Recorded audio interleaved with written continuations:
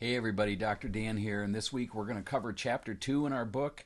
So, before we get started with sort of the lecture part of this, I just want to frame out chapter 2 for you. So, last week we talked about chapter 1, and it was about all these old worlds coming together to form a new world. So, we talked about the Europeans, and we talked about Africa, and we talked about North America, and we talked about this Atlantic basin, if you will, and the big takeaway there was that Columbus came and started exploiting people immediately. So did Hernan Cortez in Mexico, and so Spain is on the move, Portugal's on the move, and the English are kind of laggards to this game, but they certainly have never gotten along with Spain, or at least not then. So, wanting to catch up with Spain and actually block Spain from profiting off of North America was a real political motivation for England in this 15th century, 16th century, and here.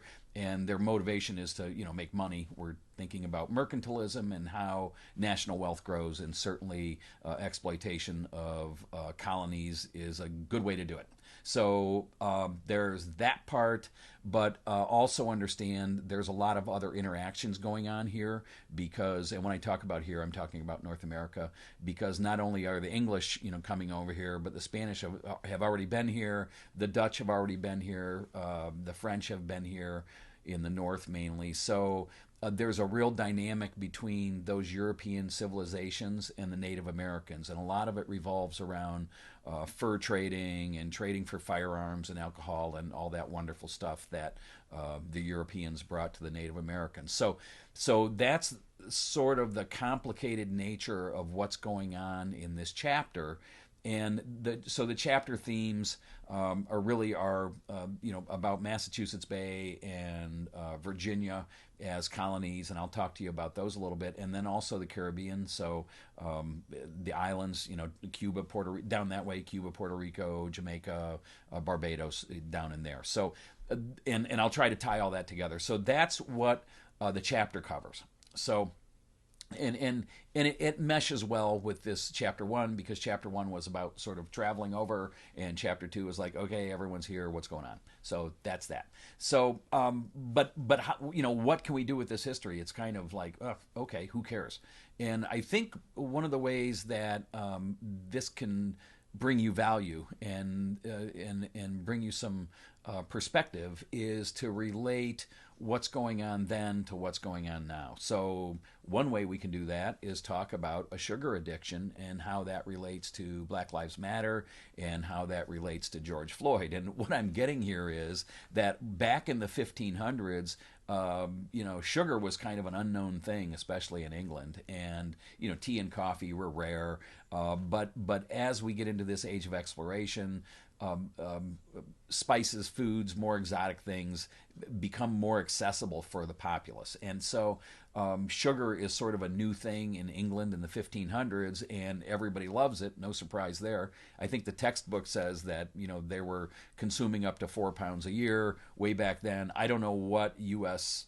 stats are for that. I'm sure they're higher. I'm not a sugar guy, but I won't get into that. But so sugar was a brand new thing in England, and if you know anything about economics, supply and demand, if you're an Adam Smith guy, then you know that if somebody wants something like sugar, there are always people out there that are going to supply it for a profit. So the sugar addiction in England really increases or strengthens the market for sugar, and a great place to grow sugar is in the Caribbean, especially Barbados. And so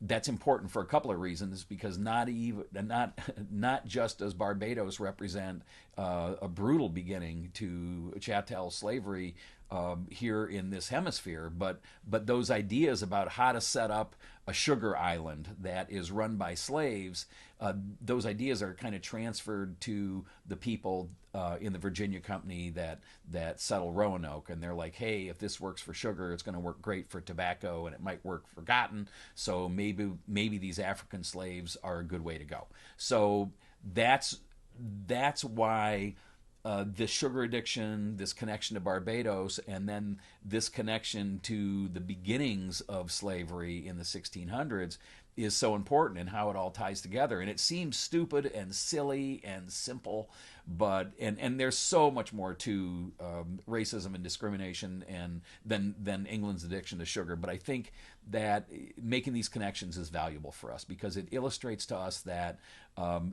these ideas about racism and these ideas about superiority, they're socially constructed, and what that means is they're not real.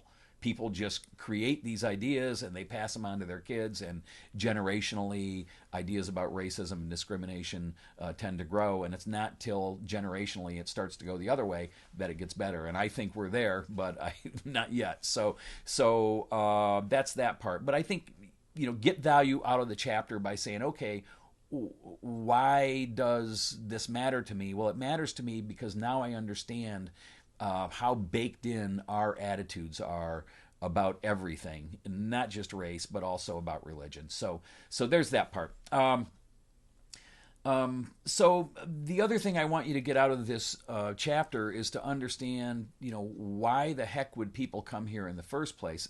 Picture yourself in England, and you're young, you're your age or younger. I don't know how old you are, but if you're 17 to 20, or maybe you're 16, why would you leave England to get into a boat where it's going to take you a month and a half to go somewhere with a bunch of smelly people and not know that you're going to make it? There better be some good motivation for that. So the motivation for the English to colonize North America and the east coast of North America, the east coast of what is now the United States, there's two motivations. One of them is terrible conditions in England, no jobs, overpopulation, and then also religious persecution. If you know anything about English history, and you don't have to, but there's always a king that comes along, like I think Charles the First in this case. There's always a king that comes along and says, "Whoa, you can only practice like the Anglican Church here, or you can only do this," and so that was the case. And you probably know about the Puritans and the Separatists, and if you're a religious scholar, maybe you know more about it. But religious freedom was one reason to come over. The other reason to come over was, I can't get a job at home, so I'm gonna float over to Jamestown. So that's kind of why people were coming over, if you're wondering. So it's important to make a note of that. And I think that the other thing to think about are the differences between Massachusetts Bay and the Jamestown area. This could be a question down the road. But the people in Massachusetts Bay, Plymouth Rock, that stuff, sort of the pilgrimy stuff, those people came here to escape a religious persecution in England for the most part. And then the people in the South that went to Jamestown as part of the venture of the Virginia Company, they came here to make money, or they were indentured servants, which meant someone would pay their way as long as they agreed to work for a period of 5 years or 7 years. In Virginia, there was something called the headright system that if you agreed to come over and work, you'd be promised 50 acres of land or something like that. So there were these different incentives to get people over here, but it was nasty because of malaria, and I mean there's no cities. It's not the U.S. It's just wilderness, and plus there's weird looking guys that are different than your culture all around. So I mean the Native Americans are like, man, these Brits are really weird, and the Brits are like, ooh, these Native Americans, they don't speak English, so they must not be smart. So this idea of British superiority is a big theme here. So we're going to have a quiz this week, but it's going to be a little different. It's going to have one question. All I want is 1 or 2 sentences, and I want you to read sections 2.2D and 2.3B as in brother, on MindTap, and make note of the notion of divine right of kings, and make note of how the colonial settlers felt about the Algonquin Indians, because I think there you see notions of superiority also. And what I'd like you to do is I'd like you to think about those sections, think about what you read in the chapter about Barbados and a sugar addiction, and I want you to tie those into modern racism. I want you to tie those in. If you can tie them into George Floyd or Black Lives Matter, the whole deal, that would be great. So don't overthink this. 2 simple sentences. Try to tie it together and try to write like a college student.